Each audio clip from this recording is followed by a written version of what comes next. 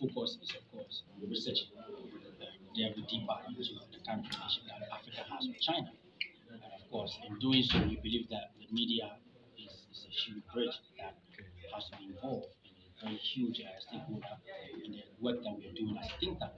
So we do the research, but we know that we need the media to disseminate the information to the public and, of course, help governments across Africa to make informed decisions. So as part of our contribution in this respect, we put together what we call Africa-China Media Fellowship Program, what we are doing across multiple countries in Africa, engaging media on Africa-China relations. So we share perspective, we hear from them also what they think about what's happening in terms of the work that they do, the reporting that they do, the research that they do in Africa-China relations, and then we can all analyze and see where African countries sit in respect of relations with China. And this is the second edition that we're doing. We did the first edition in Dar es Salaam, Tanzania, in March. We're doing here today in Ghana.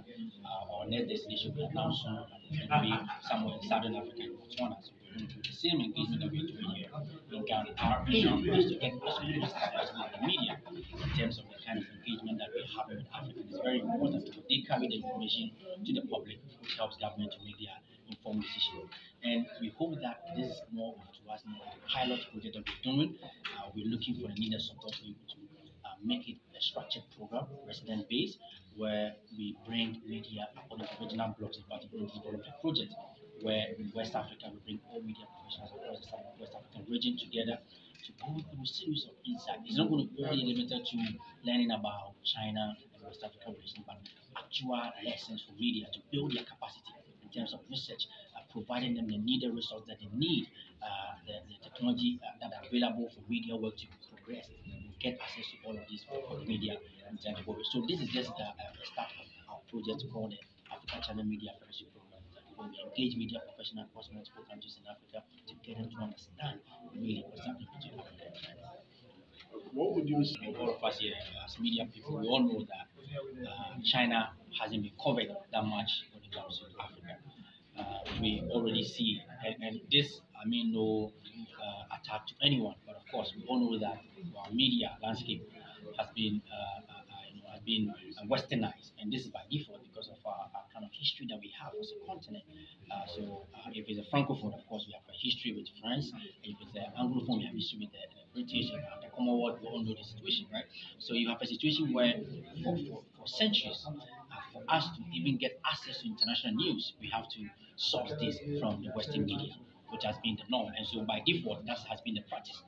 But then again, we all know that as countries rise to global significance, right, they tend to be more outgoing, and they want to share more information about who they are and what they do has happened in time past. Like we also, like I said, in the colonial era, we came, they gave us a lot of information about who they are and what the kind of people they are, and we all accept it and we are using it in our daily life, in most aspects of our life.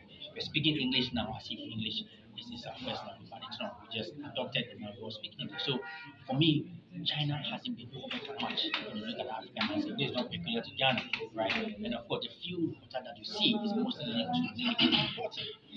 And we have to understand that there's a competition at play, right? So somebody has been the dominant, some countries have been dominant countries on the continent in all these centuries.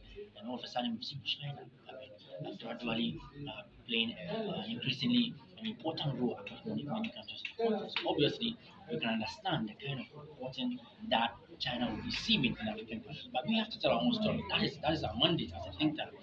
We know that we're dealing with China in terms of what we do as a think tank, but our main focus is about the interests of Africa in dealing with China.